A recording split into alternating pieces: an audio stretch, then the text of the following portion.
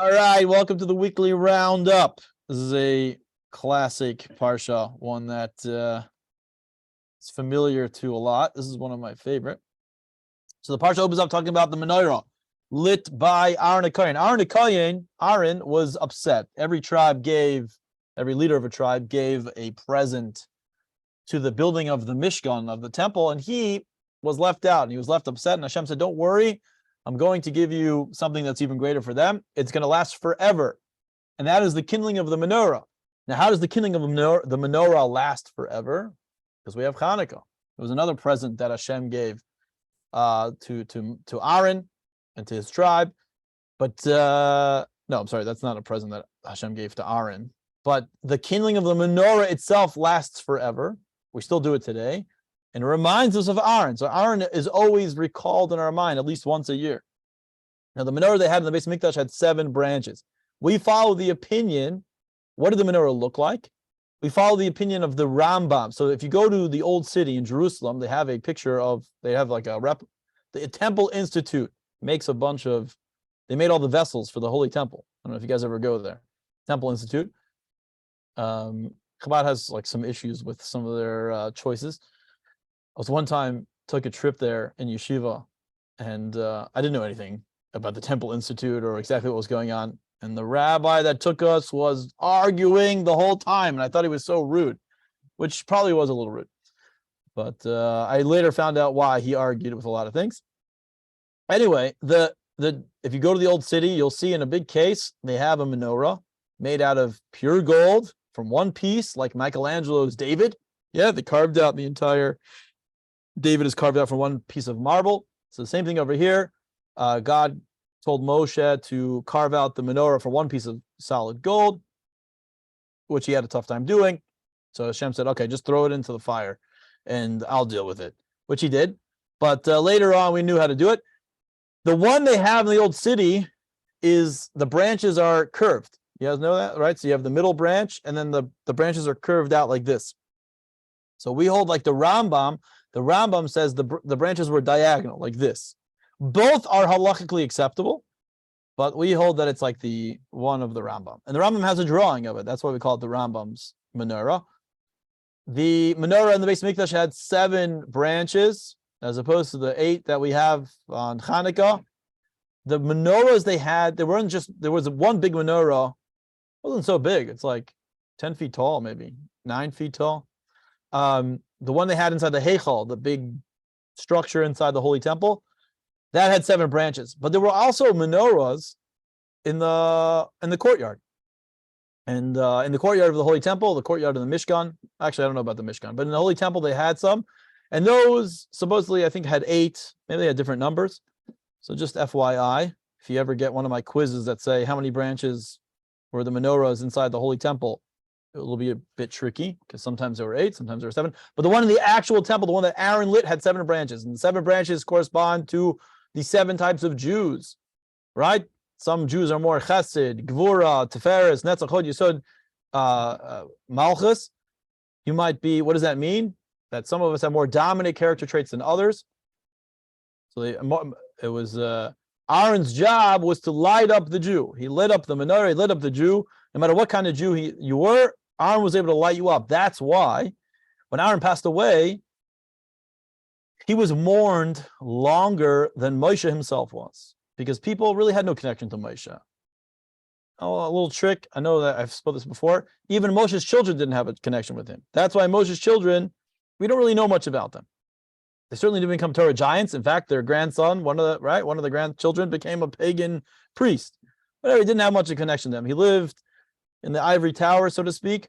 And the Torah warns us not to be, when you're a leader, Moshe did what he had to do, and he did exactly what God did. But there are consequences. And even if you're doing the right thing and you're doing what you're supposed to do, there are consequences. But you have to be involved in your family. That's one of the things that one of the big takeaways that the Medrash tells us, that we don't learn from Moshe. We should learn from Aaron. It doesn't even say in Pirkei Avos to learn from Moshe. We don't really have such things. Learn from Moshe how to do such and such. It says learn from Aaron. Right of Shalom, Oy of Shalom. He loved peace. He pursued peace. A lot of things we can learn from Aaron. Aaron had the ability to connect with people, which in a couple of parshias we're going to learn about Kairach. Kairach, who was the uncle of Aaron, cousin of Aaron, first cousin. He hated Aaron. Why did he hate Aaron? Because he himself he didn't have the ability to connect, and it expressed itself in a very negative way.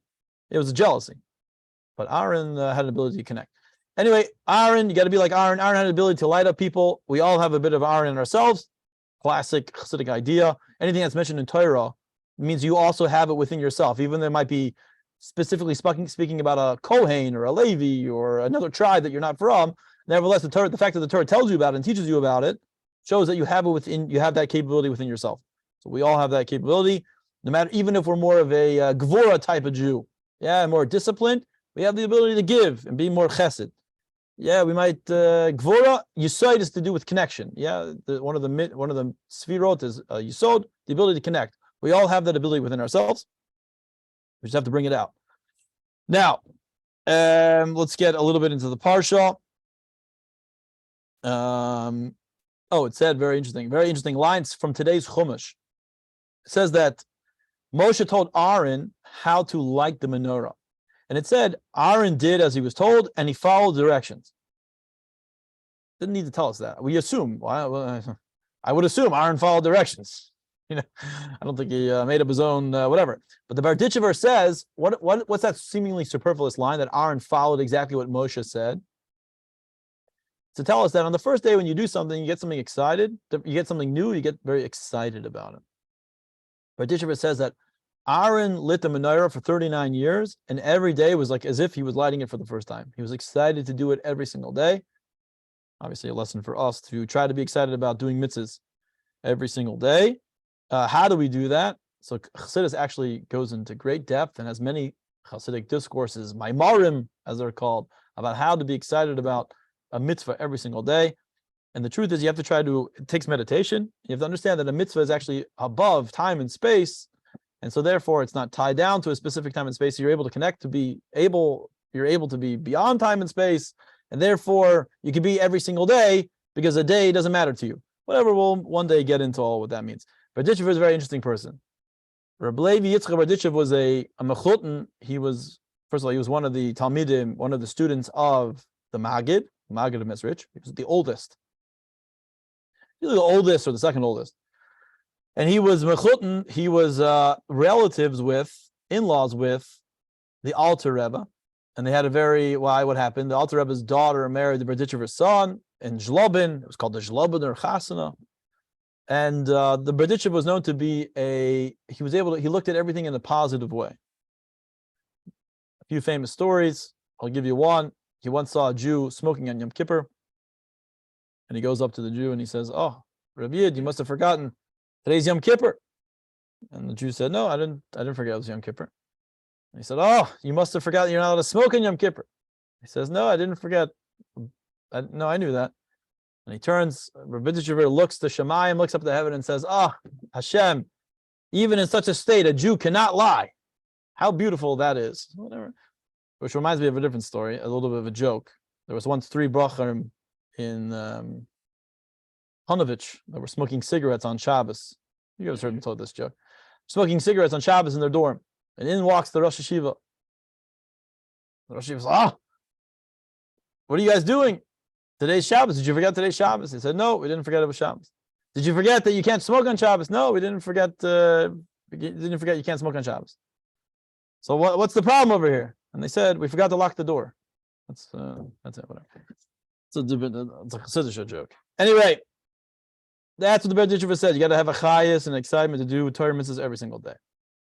Okay, now this is one of the most bizarre things about the parsha. We started getting in Bamidbar. We started getting into talking donkeys and flying people, and here's one interesting thing. We have the induction ceremony, or the ceremony of the Leviim. Hashem says the Leviim are now going to be the heads of the Jewish people. Now the Leviim, a Levite, applies not only to a Levi, but even to a Kohen. Now a Kohen at the time was just consisted of Aaron and his 2 sons. 2 of his sons already passed away, so it was just 3 people. But Hashem said, now the Levi is going to be the head of the Jewish people spiritually. Why? Because they were the only ones that didn't get involved in the sin of the golden calf.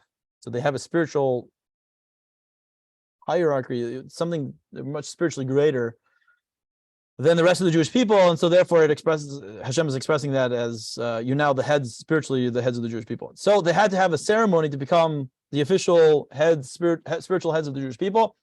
There was a couple things they had to do. One of them was shave their entire body with a razor, which included their face. Now we have a halacha. You're not a man, only a man is not allowed to shave with a razor on his face. You can shave other parts of your body with a razor. And if you're a woman, you can shave whatever you want. You can shave your face also with a razor. But a man is not allowed to shave his face with a razor. And here's an example of a time that a positive mitzvah overrides a negative mitzvah. When you have a positive mitzvah and a negative mitzvah at the same time, the positive mitzvah takes precedence.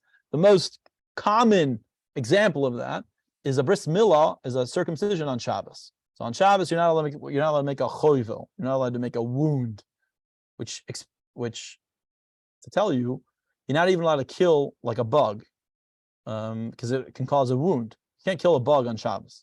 You shouldn't kill a bug anytime. Alter Rebbe on the Arizal go into great. They talk about not killing anything, not destroying, not even inanimate objects, not even taking this cup and destroying it, just picking it apart. We don't do that because everything has a nefesh. Well, it's a different time for that. You're not allowed to make a wound. So therefore, on Shabbos, you're not allowed to draw blood. However, there's a mitzvah to make a circumcision. It's a positive mitzvah to make a circumcision. And the commandment to not make a wound is a negative. It says, do not make a wound on Shabbos. You're not allowed to make a wound on Shabbos. So here we have a positive commandment, make a circumcision, against a negative commandment, do not make a wound. Positive commandment overrides. Even a mosquito, you're not allowed to kill, which is interesting. I remember like 10 years ago, West Nile virus was like a big thing. I was living in New York. West Nile virus was a big issue in New York. And there at the time, the Rabbanim, the halachic authority said you could kill a mosquito in that period of time because if you felt that you were in danger, because if you felt like you should, you can go ahead and kill it because obviously life takes precedence over, you don't want to get less West Nile virus. So that was one thing. They had to shave all the hair on the body. Aaron did not have to. The Kohanim did not have to. And Moses did not have to. This is one of the other big tinus complaints that Korach is going to have. Really his wife egged him on saying, look how beautiful they look with their beards. And you look like a woman. And it really, she egged him on to be very upset. Another thing he had to do was Aaron lifted them up. He did tenufa. There was 22,000 Kohanim. 22,000 Leviim. And Aaron had to lift them up over his head, shake them like an offering, and bring them back down. It really happened. He took them up like no problem, waved them waved them around, and put them back down. 22,000. That's a lot of heavy lifting. Now, did he do it all at once? No, he did it one at a time. Took a long. It must right.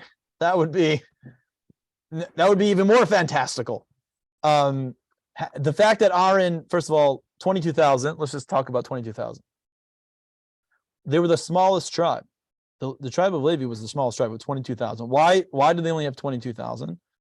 Because it says, if you look back in Parsha Shmos, in Exodus, it says the more that the Egyptians oppressed the Jewish people, the more children the Jewish people had. Which tribe was not oppressed? Tribe of Levi. They lived in Goshen. They were not oppressed, and therefore they didn't have such. Children didn't multiply as much. They didn't have some whatever. Which, just to tell you, why did Moshe? Just a little Hasidic thought. Why did Moshe have to? Why wasn't Moshe? Moses grew up in the palace. And don't you think a leader should be born among the people? Especially you go to these like Central American countries, right? The big leaders are those that grew up as peasants. So in the Torah it says no. The Torah is like a guy who grew up amongst you doesn't necessarily make the best leader. He had to learn what it meant to be a king and to rule and to not be bogged down by peasantry. You didn't have a slave mindset, a peasant mindset. You need to have a mindset of archava, of expansion, growth, above. Yeah. So that's why Moses and the tribe of Levi they were not. Hashem appointed them to be, what are they? The schus, the merit to not be bogged down by the Jewish people. I mean, by slavery, so they'd have the ability to lead. So just interesting, which is like contrary to what you would normally think, right? Like all the novels and the movies that we watch, it's always the guy, the hero, that is from amongst the people. Okay, now why did the Levium have to shave all of their hair? So we don't really know. It's a chok, but the Torah does mention, give some sort of reason, and it says, here's an example of a tzaddik, a righteous person, atoning for the sins of those that are weak or those that sinned. It says the reason why they had to shave is because the Jewish people were like a metzora. A metzora, someone who's afflicted with tsaras. And it says in the Torah that one that's afflicted by tsaras is as if they're dead. However, they're removed from the people. You have to be removed outside the camp. And it's like as if you're dead. You couldn't really be involved in things. It's not a life. That's basically what it is. It's not a life. So it's like you're dead. And it says, a metzora, why were they like they were dead? Because they served idols. And one who serves idols has a punishment of being killed. So as if they're dead. So I'm getting all over the place over here. The Jewish people served idols. And if you serve idols, God forbid, the punishment is death, skila. Yeah, you should be killed. And so therefore, what do we see? Who else is like, they weren't killed. God gave a second chance on Yom Kippur. That's why we get a second chance, an ability to tshuva. But who atones for that sin? How do I say this? The Jewish people were like dead. Yeah, they should have been dead. So they were like dead. Who is like dead? Who is like a person who's dead? A metzora, a person who has saras. Now, how does a person with saras, how does he get back, restore his glory? He has to shave all of his hair. So the Levium took a hit, so to speak, and they said, the Jewish people really should be killed. In a way, they're like a metzora. They're like dead. And how does a metzora get out of the situation? By shaving their hair. They need to shave everything. So we'll shave all of our hair to take their place. Yeah. Does that make sense? It's like I'm not explaining it so clearly, but whatever, they took the bullet for us to a certain extent. Actually, my mother comes from the tribe of Levi, so I got it. For you guys, no, I'm just joking. Anyway, yeah, so they had to shave all their hair. Here we have this is the first example of a tzaddik taking the place. Then the Levium, another thing, a more mystical understanding of why they had to shave their hair. We spoke about last week about why does a woman have to cover her hair when she's married. It says a woman is rooted in gevura. It comes from gevura, discipline, severe, holding back. And hair is also the idea of gevura, holding back. Gevura on gevura is not good. So we cover it up. We don't want to show so much gevura, so much severity, discipline. The Levi is also rooted in gevura. It says, we see this by Shimon and Levi. They're always involved in the fights. Yeah, they're very disciplined. And they're the stiff neck. They're like truly like a stiff neck people. So it's also too much. It's too much gevura. A Levi, I once told my mother this. Wow, you're a woman and a Levi. Well, it's a tough mix. She didn't appreciate it. But the tribe of Levi are rooted in gevura, and so they remove their hair. They remove their hair so that they would be remove some of the gevura. Now the Rizal says, interestingly enough, so how could they be you look at the Kohanim. The Kohanim, they didn't have to shave, right? Aaron and his two sons didn't have to shave anything. And they actually became the ultimate leaders within the tribe of Levi. They're the leader, and so therefore they're the ultimate leaders of the Jewish people. And the reason is, the Rizal explains that the Kohanim are rooted actually in Chesed, but they pass through Gevura. What's unique about Aaron and a Levi and Aaron and a Kohen is that even though they have they have roots planted within Gevura, they express it in a way of Chesed. They were able to channel it for the right purpose and use it out in a more constructive way. And that's why Aaron is the one a Kohen is the one that whenever somebody needs to be told bad news, the Kohen is the one that goes and tells the bad news. Why? Because he has compassion. He has chesed. It's coming from a good place. So they have the ability to be disciplined, but they also can express it in a way of compassion and chesed and kindness. That's why they were the ultimate, that's why they were the leaders. And that's why they're the leaders even still today. The Arizal says, however, when Mashiach comes, we're going to be able to appreciate the Gevura Sheba Gevura, the double Gevura of a Levi, and they are going to be the spiritual leaders of the Jewish people. It says all Leviim actually going to become Kohanim. And it even says, but as Mashiach arrives, women will take more leadership roles. That's what the Arizal says, which I think is clear. We definitely clearly see that now. Women are teaching Torah classes and whatever. They're not just Torah classes. They're leaders within the community. The Rebbe himself said women have to take a role in communal leadership. I always believe this to be true. You go to a Chabad house, if the husband is not such a good guy, whatever, he's like quiet and he's like whatever, but the woman, the mother of the house is great and awesome, Chabad house is very popular, and everyone loves going there. However, if it's the opposite, if the guy is a great guy and the woman doesn't seem so happy, I never step foot back in that Chabad house, and I think a lot of people don't either. Whatever, their ability to create an environment is clearly given over to the woman, which is the foundation of everything. If you move on to chapter, so just to recap, chapter 8:11, verse 11 says, when Aaron did the tenufa, why did he shake? Why did he have to lift everybody up and shake them like this, every Levi? Because he was transferring some of his ability to be kind, and he was a true leader. So Arizal explains the ability why he was shaking them is he was transferring over some of his, I don't know exactly how that works, but he was transferring over some of his special qualities. The Torah moves on, talks about the Levium started working at the age of 25, which is funny. Last week's parsha, it said at the age of 30, they started working in the Beis Hamikdash. Yeah, they started their work by singing, guarding, they were cleaning the Beis Hamikdash, Holy Temple, the Mishkan. It said last week they started at the age of 30. Here it says the age of 25. So Rashi tells us that they had an apprenticeship. At the age of 25, they started an apprenticeship to see if they were good enough for the job. And if that job wasn't good after 5 years, if that job wasn't good, they would switch to another job. The Gemara learns out from here that if you're involved in some project or you have a certain job, and after 5 years you don't see any success, not very good at it, you should switch to another job. It says that they would work until the age of 50. So from the ages of 30 to 50, that's when the Levium worked.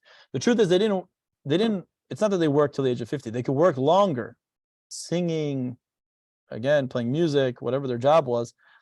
But at the age of 50 is typically when they started to lose their voice. And that's when we begin to evaluate whether their voice is still powerful enough or they're still good at their job. They basically, what's it called? Ageism. Yeah, when they you're too old, they start finding ways to kick you out. That's not true. They didn't really find ways to kick you out, but it became a little bit more pressure. Whatever, they just did what they had. They would get another job. They would give them just a different job. But if your voice wasn't so strong to sing anymore, which it probably was at the age of 50 for most of them, they took care of their voice. Probably wasn't such a big deal. But at the age of 50, ageism would start coming into play. I learned on Shabbos that one of the things they said about the person who what do you mean that they sang? What did it look like? What is that noise? Somebody moving something? Sounds like a dog barking everywhere. It's kind of scared me. What is it that, by the way, the image of in the first Beis Hamikdash, first temple, when you put up a carbon, when you put up you give a carbon, a sacrifice, a fire came down from Shemayim in the face of a lion. In the second Beis Hamikdash, in the second temple, we weren't as spiritually high and mighty. It came down as a dog. It was a picture of those. Okay, so anyway, what was I talking about? The Levium singing or the Levium singing. Okay, so basically, very good, thank you. The Levium, what would happen? So I would bring a carbon. Yeah, I would go to the Beis Hamikdash and I'd find a Kohen, probably one that I knew and I liked, and I would say, "Hey, Yankel, can you shech this chatas for me? chatas. I need to do tshuva. I did something wrong. I need you to help me. So the Kohen would stare at me. Yankel would stare at me in the face. He would look at me in the face. He would look me in the face, and he would try to determine whether I was sincere in my offering or not. And if I wasn't sincere in my offering, he had some sort of signal, hand signal, that would tell the Kohanim, the Levite singers, some of them, like a group of them, a quartet, to come over and sing beautiful nigunim that would arouse the feeling of tshuva within me. And they would keep singing until I felt emotionally moved and wanted to do tshuva. And then the priest, Yankel, would take my carbon and then shecht it. Just a very interesting, I didn't know that. Okay, this is a good one. This is like, if you like psychology. At the end of the parsha in chapter 11, verse 4, let me just pull it up over here. Chapter 11, verse 4, it says over here, no, not 4. Okay,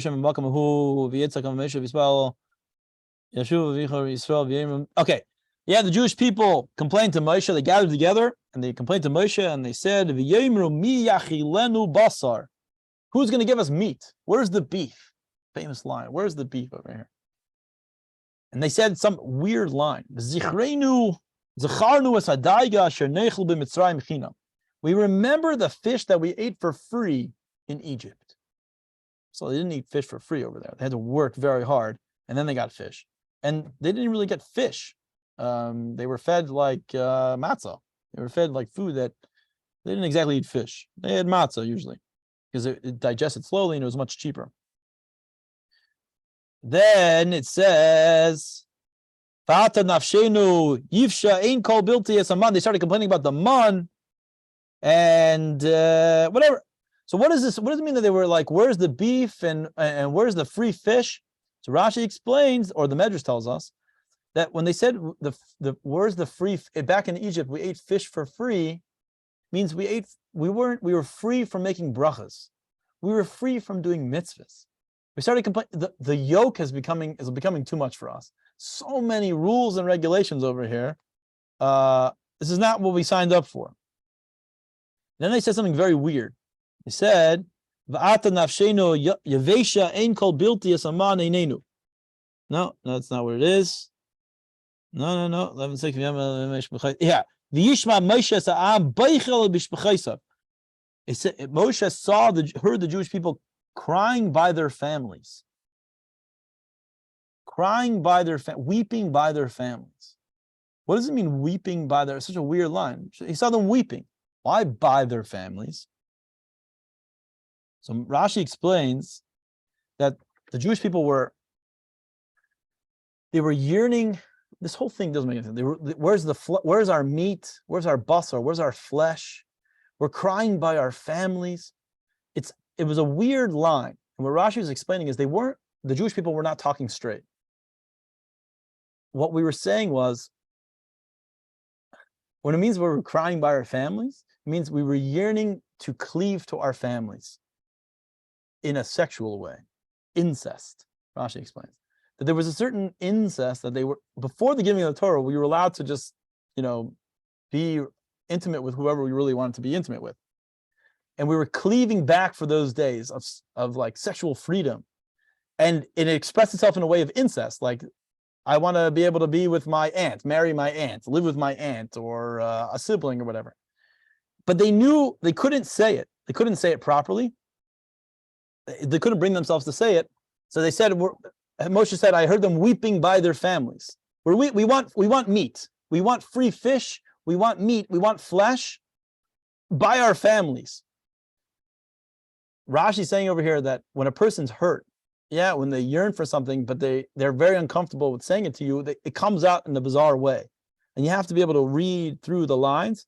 And that's part of what a Rav's job is, a rabbinical authority, a halachic authority. His job is to actually, he might give you one halacha.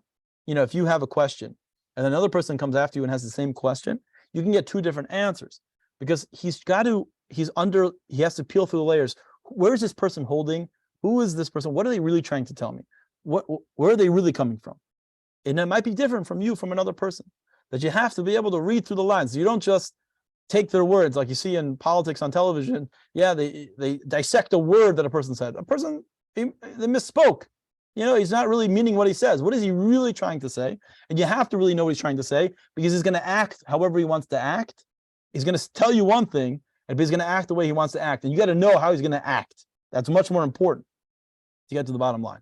So here we have an example, and we're going to get to a lot of psychological, the next few parshas are going to get a lot of how the human psyche works, jealousy, being scared. And over here is, I'm not able to communicate. I'm holding back. I'm a little bit nervous to speak to you.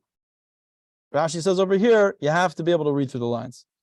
And now Moshe said, I can't relate to these people. I don't know what to do. We see Moshe gets very he complains over here.